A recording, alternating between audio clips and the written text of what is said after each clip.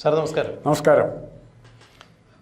ഈ കഴിഞ്ഞ കുറച്ച് കാലങ്ങൾക്ക് മുമ്പ് പിണറായി വിജയൻ്റെ മകൾ വീണ വിജയനുമായി ബന്ധപ്പെട്ട് സീരിയസ് ഫ്രോഡ് ഇൻവെസ്റ്റിഗേഷൻ ഓഫീസിൻ്റെ കേസ്, മാസപ്പടി കേസ്, അതിൽ വീണ്ടും EDയുടെ അന്വേഷണം വരുന്നു. പിണറായി വിജയൻ്റെ ബേക്കറി മുക്കിലുള്ള വീട് റെയ്ഡ് ചെയ്യുന്നു. അപ്പോൾ ആ വീടിന് പുറത്ത് തടിച്ചുകൂടിയത് അനേകായിരങ്ങളാണ്.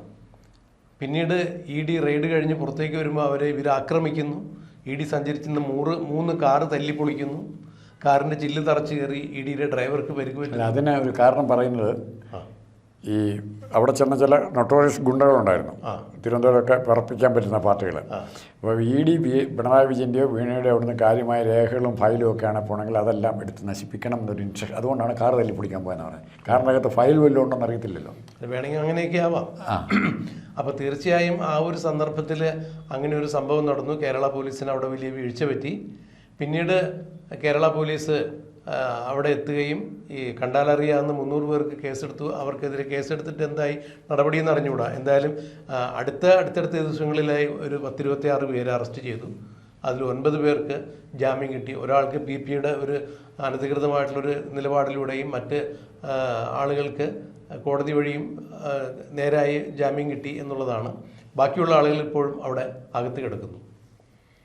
ഈ കഴിഞ്ഞ ദിവസവും പിണറായി വിജയനുമായി ബന്ധപ്പെട്ട് ഇത്തരം ചില നീക്കങ്ങൾ നടന്നു. ED ഇന്നിപ്പോൾ കോഴിക്കോട് ഈ കേസുമായി ബന്ധപ്പെട്ട് വീണയുടെ ഭർത്താവും മുൻ പൊതുമരാമത്ത് വകുപ്പ് മന്ത്രിയും ഇപ്പോഴത്തെ MLA-യുമായ മുഹമ്മദ് റിയാസിനോട് ബന്ധപ്പെട്ട അദ്ദേഹത്തിൻ്റെ സുഹൃത്തുക്കളുടെ വീട്ടിൽ ഈ കേസ്, കോഴിക്കോട്ടെ AM-LA, അതെ, സുഹൃത്തുക്കളുടെ വീട്ടിൽ റെയ്ഡ് നടത്തുന്നു, ഫ്ലാറ്റിൽ റെയ്ഡ് നടത്തുന്നു. അങ്ങനെ 4 ഇടങ്ങളിൽ ഒരുമിച്ച് റെയ്ഡ് നടത്തുന്നു. പക്ഷെ അന്ന് 26 പേര് ജയിലിൽ പോയതിന് ശേഷം പിന്നീട് ഇത്തരത്തിൽ എന്ത് തരത്തിലുള്ള അന്വേഷണം വന്നാലും ഒരു പട്ടി പോലും തിരിഞ്ഞു നോക്കാനുള്ള അവസ്ഥയിലേക്ക് കാര്യങ്ങൾ മാറി. CPL നിന്നും ഒരു കുഞ്ഞു പോലും പിണറായി വിജയൻ്റെ വീട്ടിൽ എന്ത് നടക്കുന്നു അല്ലെങ്കിൽ ആരൊക്കെ ഒഴിവാക്കി പിന്നെ അങ്ങനെ തിരിഞ്ഞു നോക്കുന്നത്. അതെ. അപ്പോൾ അത്തരത്തിലുള്ള അന്വേഷണം ഇനി കേന്ദ്ര അന്വേഷണ ഏജൻസികൾ നടക്കട്ടെ, നടക്കാതിരിക്കട്ടെ.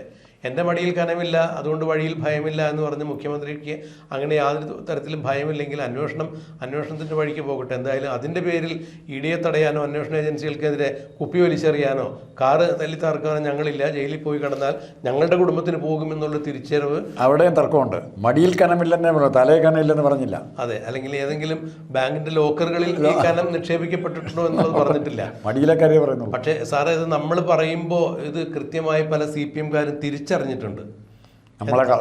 നമ്മളെക്കാൾ നന്നായി യഥാർത്ഥ വസ്തുത അവർ തിരിച്ചറിഞ്ഞിട്ടുണ്ട്. അതുകൊണ്ട് ഇപ്പോൾ ഒരു കുഞ്ഞു പോലും ഇത്തരം കാര്യങ്ങൾ നടക്കുമ്പോൾ ഒന്ന് ചെറുതായിട്ടെന്നെങ്കിലും ഒന്ന് പ്രതിഷേധിക്കാൻ പോലും ആരെയും കാണുന്നില്ല എന്നുള്ളതാണ്. അക്ഷരാർത്ഥത്തിൽ CPM പിണറായി വിജയനെ കൈവിട്ടിരിക്കുന്നു എന്ന് വേണോ ഇതിൽ നിന്ന് മനസ്സിലാക്കാൻ? CPM പിണറായി വിജയനെ കൈവിട്ടതല്ല, CPM ഇല്ല, അതാണ് സത്യം. പിണറായി വിജയനെ പ്രൊട്ടക്റ്റ് ചെയ്യാൻ പറ്റുന്ന കുറച്ച് ഇപ്പം ഈ കൊട്ടേഷൻ സ്റ്റൈല് വർക്ക് പാർട്ടിയിൽ DYFയിലൊക്കെ SFയിലും വന്നേ പിന്നെ അത്തരം കുറേ പിള്ളേരെ കിട്ടുമെന്നുള്ളതല്ലാതെ ഉത്തരവാദിത്തപ്പെട്ടൊരു നേതാവും വരില്ല. MP ജയരാജൻ ആദ്യം പ്രസ്താവന ഇറക്കി എന്നുള്ളതല്ലാതെ ആദ്യത്തെ ദിവസത്തെ പ്രസ്താവന കഴിഞ്ഞാൽ പിന്നെ വീണയ്ക്ക് അനുകൂലമായിട്ട് ഒരു പ്രസ്താവന പോലും എങ്ങനെയും വന്നിട്ടില്ല. അല്ല, ഇവിടെ കേന്ദ്ര അന്വേഷണ ഏജൻസികൾ അന്വേഷിക്കാൻ വരുമ്പോൾ എന്താണ്, മനീഷ് സിസോദിയെ പോലെ അരവിന്ദ് കെജ്രിവാളിനെ പോലെ കേന്ദ്രം അന്വേഷണ ഏജൻസികൾ ഉപയോഗിച്ചുകൊണ്ട് രാഷ്ട്രീയ പകപോക്കലിന് വേണ്ടി ശ്രമിക്കുന്നു. അതുപോലെ ഇവിടെ പിണറായി വിജയൻ എന്ന നേതാവിനെതിരെ BJP മകളെ ഉപയോഗിച്ചുകൊണ്ട് കളിക്കുന്നു എന്നൊക്കെയാണ് പറഞ്ഞത്. തേങ്ങാ പൊട്ടിക്കുന്നതിനും പറയും ഗാന്ധി ഞാനും ജയിലിൽ കിടന്നിട്ടുണ്ട്, ഒരേ ജയിലിൽ കിടന്നത്. അതെ, പിണറായി വിജയൻ എന്ന രാഷ്ട്രീയ നേതാവിനെ ഇല്ലായ്മ ചെയ്തുകൊണ്ട് അവിടെ BJPക്ക് എന്താണ് ഒരു പ്രശ്നം? അല്ലെങ്കിൽ പിണറായി വിജയൻ ഈ കേരളം ഭരിക്കുന്നതുകൊണ്ട് അവിടെ നരേന്ദ്രമോദിക്ക് എന്താണ് കേന്ദ്രം ഭരിക്കാൻ എന്ത് തടസ്സമാണുള്ളത്? പിണറായി വിജയനിൽ നിന്ന് എന്ത് ഭീഷണിയാണ് അവർക്കുള്ളത്? അപ്പോൾ ഇങ്ങനെ ഒരു മുദ്രാവാക്യം മുഴക്കുന്നതിനും എന്തെങ്കിലുമൊക്കെ അർത്ഥങ്ങൾ വേണ്ടേ? അല്ല, ഈ മുദ്രാവാക്യങ്ങൾ കൂടിയാണ് അവർ ജീവിക്കുന്നത്. എങ്ങനെയാണ് ശരിക്കും CPM-ൻ്റെ രക്തസാക്ഷികളെ പഠിച്ചു കഴിഞ്ഞാൽ തന്നെ ഏത് കോസിന് വേണ്ടി അവർ മരിച്ചു, പിന്നീടുള്ള അത് അവർക്ക് പോലും അറിയില്ല. അല്ല, അത് പഠിക്കുമ്പോൾ തന്നെ ഈ വഞ്ചന മനസ്സിലാവില്ലേ, ചതി. അപ്പോൾ ഏറ്റവും കൂടുതൽ ചതിയും. പക്ഷേ ഇതിൻ്റെ ഒരു ഇത്തരം കാര്യങ്ങൾ നിന്നു പോകുന്നത് എല്ലാ പാർട്ടിക്കാർക്കും അങ്ങോട്ടും ഇങ്ങോട്ടും ഇത്തരം കാര്യങ്ങൾ പറയാനുണ്ട്. അവിടെ ഇവരുടെ നാക്കുകൾ ബന്ധിക്കപ്പെടും. തീർച്ചയായും ആരും അക്കാര്യത്തിൽ സംശുദ്ധരല്ല എന്ന് വേണം മനസ്സിലാക്കാൻ. ഇനി ഈ സ്വർണ്ണക്കൊള്ളക്കടത്ത് കേസ് കഴിഞ്ഞു, ഏറ്റവും റീസെൻ്റായിട്ട് നമ്മൾ ചർച്ച ചെയ്ത കേസാണ്. അതിൻ്റെ സ്റ്റാറ്റസ് ഇപ്പോൾ നമുക്കറിയാമോ എന്താണ്? വല്ലതും അറിയാമോ? എനിക്കറിയത്തില്ലൊന്നും അറിയത്തില്ല. കഴിഞ്ഞ 2 ആഴ്ചക്കുള്ളിൽ അതിൽ നടന്നിരിക്കുന്ന എന്തെങ്കിലും അന്വേഷണമോ അല്ലെങ്കിൽ ആരെങ്കിലും പേരോ ഒരു 1.5 മാസത്തിന് മുമ്പ് സ്വപ്ന സുരേഷ് അതുമായി ബന്ധപ്പെട്ടൊരു മൊഴി കൊടുക്കാൻ വേണ്ടി എത്തിയിരുന്നു എന്നല്ലാതെ മറ്റൊരു വിവരങ്ങളൊന്നും ഇതുവരെ പിന്നെ അതിനുശേഷം വന്നിട്ടില്ല. എന്തേ വരാതെ? ഇപ്പം നല്ല മയക്കുമരുന്ന് വരെ മണത്ത് കണ്ടുപിടിക്കാൻ നടക്കുന്ന രമേശ് ചെന്നിത്തല ആഭ്യന്തരമന്ത്രി എന്ത് ഇത് മണത്ത് കണ്ടുപിടിക്കാൻ സാധിക്കില്ലേ? കോടിക്കണക്കിന് രൂപയുടെ മയക്കുമരുന്നൊക്കെ പിടിച്ച് നശിപ്പിച്ചു. പക്ഷേ ഈ കോടിക്കണക്കിന് രൂപയുടെ ഇടപാട് നടത്തിയെന്ന് മാത്രമല്ല, കേരള സംസ്ഥാനത്തിന് ഇന്ത്യയിലെ മറ്റുള്ള സംസ്ഥാനങ്ങൾക്ക് മുമ്പിലും കേന്ദ്ര സർക്കാരിന് മുമ്പിലുമൊക്കെ തലകുനിച്ച് ലജ്ജിച്ച് തല താഴ്ത്തി നിൽക്കേണ്ട അവസ്ഥയിലേക്ക് ആണ് ഈ സ്വർണ്ണക്കള്ളക്കടത്ത് നയതന്ത്ര ബാഗേജ് വഴി.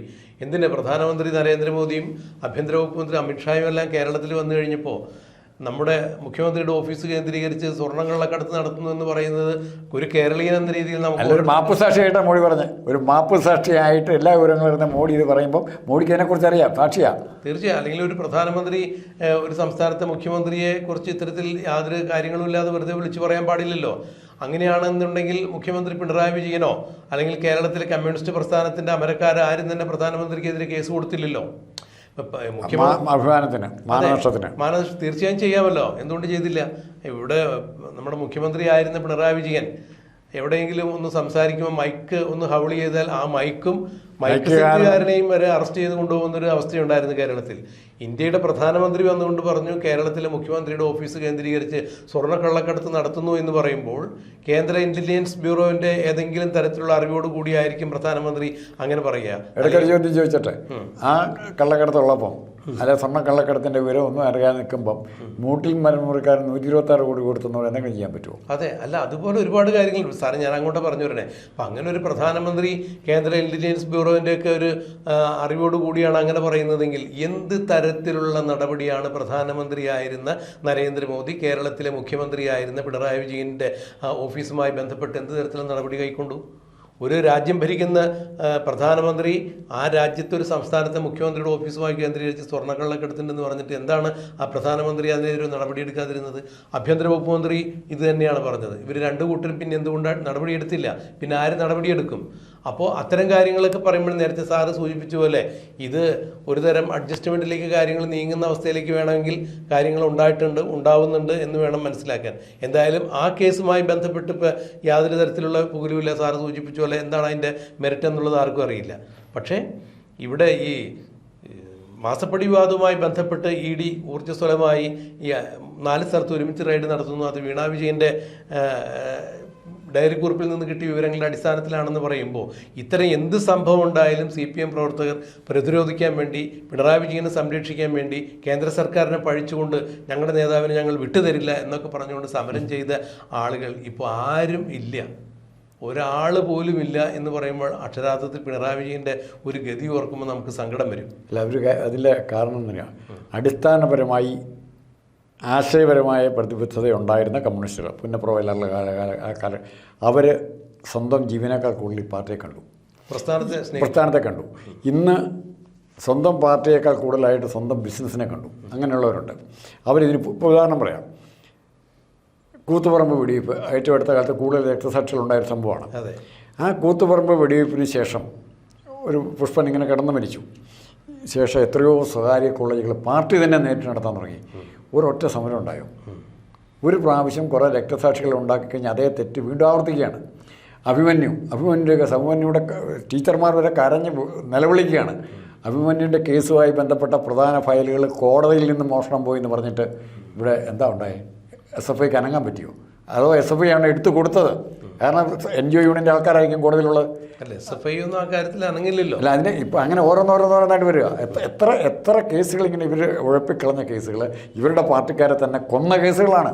പുറത്താരെ കോൺഗ്രസ്സുകാരനോ ലീഗുകാരനെ കൊന്ന കേസല്ല, RSSകാരനെ കൊന്ന കേസല്ല, CPMൻ്റെ ആൾക്കാരെ കൊന്ന കേസ് ഇപ്പോൾ അവർ വിൽക്കുകയാണ്. അത് NMPS പുസ്തകം എഴുതിയിട്ടുണ്ട്. ശിരസറ്റ രക്തസാക്ഷികളായിരിക്കുന്നത് ഇവർ. ഈ രക്തസാക്ഷികളെല്ലാം വീണ്ടും വീണ്ടും കൊല്ലുകയാണ്. അതാണ് ചെയ്തുകൊണ്ടിരിക്കുന്നത്. ഇവർക്ക് പിന്നെ ഭീരുക്കളാണ്. കൂത്തുപറമ്പ് വെടിവെയ്പ്പ് കിട്ടുമെന്നായി കഴിഞ്ഞപ്പോഴത്തേക്കും സമരത്തിൻ്റെ ആവേശം കുറഞ്ഞു. അഭിമന്യുവിനെ ഇവിടെ കൊണ്ടു വല്ലതും ടെസ്റ്റ് ചെയ്തോ?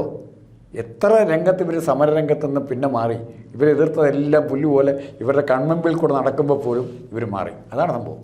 അല്ല, ഇവർ CPM എന്നൊരു പ്രസ്ഥാനം കമ്പ്യൂട്ടർ വന്നപ്പോഴും ട്രാക്ടർ വന്നപ്പോഴും എല്ലാം തൊഴിൽ നഷ്ടപ്പെടുമെന്ന് പറഞ്ഞിട്ട് അതിനെ എതിർത്ത ആളുകളാണ്. ഇന്നിപ്പോൾ കാലഘട്ടത്തിനനുസൃതമായിട്ട് നമ്മൾ മാറുന്നു എന്ന് CPM പറയുന്ന നല്ല കാര്യം. ഈ മാറ്റം നേരത്തെ പലരും കൊണ്ടുവന്നപ്പോൾ അവർക്ക് ഉൾക്കൊള്ളാൻ പറ്റിയില്ല എന്നുള്ളതാണ് എടുത്തു പറയേണ്ട അവസ്ഥ. അപ്പോൾ കാര്യങ്ങൾ മനസ്സിലാക്കാൻ ഒരു 20-25 വർഷം പുറകോട്ടാണ് ഇപ്പോഴും അത്തരം ആളുകളെന്ന് സൂചിപ്പിക്കാൻ വേണ്ടി അത് പറഞ്ഞേ ഉള്ളൂ. എന്തായാലും ഇപ്പോൾ പിണറായി വിജയനെ സംബന്ധിച്ചിടത്തോളം CPM എന്ന ഒരു പാർട്ടി, അല്ലെങ്കിൽ നേരത്തെ സാറ് സൂചിപ്പിച്ച പോലെ അങ്ങനെ ഒരു പാർട്ടി നിലവിലുണ്ടെങ്കിലല്ലേ അദ്ദേഹത്തെ സംരക്ഷിക്കാൻ പറ്റുള്ളൂ. എങ്കിലും പേരിന് 35 പേര് ഇടതുപക്ഷത്തിൻ്റെതായി നിയമസഭയിൽ തിരഞ്ഞെടുക്കപ്പെട്ട ആളുകളുണ്ട്. അപ്പോൾ ആ പ്രസ്ഥാനം നിലവിൽ ഇപ്പോഴും ഉണ്ട്. പക്ഷേ ആ പ്രസ്ഥാനത്തിൽ അവശേഷിക്കുന്ന ആളുകൾ, അല്ലെങ്കിൽ ഈ പ്രസ്ഥാനം നശിക്കരുതെന്ന് കണക്കാക്കി പിണറായി വിജയനെ കൂട്ടരെയും ഭരണത്തിൽ നിന്ന് പുറത്താക്കി യഥാർത്ഥ കമ്മ്യൂണിസ്റ്റുകാർ ഇപ്പോഴും പുറമേയുണ്ട്. അവരാരും ഇത്തരം യാതൊരു തരത്തിലുള്ള വിഷയങ്ങൾക്കും അവർ പ്രതിരോധിക്കാനോ പ്രതിഷേധിക്കാനോ വരില്ല. പിണറായി വിജയൻ്റെ വാക്ക് തന്നെ അവർ തിരിച്ചടിക്കും. വീണ ഒരു സ്വതന്ത്രയായിട്ടുള്ള വ്യക്തിയാണ്. അവർക്ക് ബിസിനസ് നടത്താം, മറ്റ് കമ്പനികളുമായി ഇടപാട് നടത്താം, GST കൊടുക്കാം. ഇതിൽ മറ്റൊരാളും ഇടപെടേണ്ട ആവശ്യമില്ല. പിണറായി വിജയൻ്റെ മടിയിലും കനമില്ല, കയ്യിലും കനമില്ല. അപ്പോൾ തീർച്ചയായും ആ സഖാവിൻ്റെ കാര്യത്തിലും ഞങ്ങൾ ഇടപെടേണ്ടതില്ല എന്ന് CPM ഒരു തീരുമാനത്തിലെത്തിയിരിക്കുന്നു. എന്തായാലും ED ഊർജ്ജസ്വലമായി മുന്നോട്ട് പോകുന്നു. ഈ റെയ്ഡിൽ കിട്ടുന്ന ചില വസ്തുതകളും പിണറായി വിജയൻ്റെ മകളായ വീണ വിജയൻ്റെ ഡയറിയിൽ നിന്ന് കിട്ടിയ വസ്തുതകൾ, അവരുടെ ഫോൺ എടുത്ത് പരിശോധിച്ചപ്പോൾ കിട്ടിയുള്ള വസ്തുതകൾ, അതുപോലെ അവരുടെ അക്കൗണ്ടിൽ കണ്ട കോടിക്കണക്കിന് രൂപ, ഇത്തരം കാര്യങ്ങളെക്കുറിച്ചുള്ള വിശദമായ വിവരങ്ങൾ വീണയോടും പിണറായിയോടും മുഹമ്മദ് റിയാസിനോടും എല്ലാം ചോദിക്കുമ്പോൾ അത് തൃപ്തികരമായ രീതിയിൽ നീതിയുക്തമായ ഉത്തരം കിട്ടിയില്ല എന്നുണ്ടെങ്കിൽ തീർച്ചയായും ഈ അന്വേഷണം വീണ്ടും ഗതി മാറും, വഴി മാറും. അവിടെ ആരൊക്കെ അകത്തു പോകും എന്നുള്ളത് നമുക്ക് കണ്ടറിയാൻ കാത്തിരിക്കാം. കാണാം.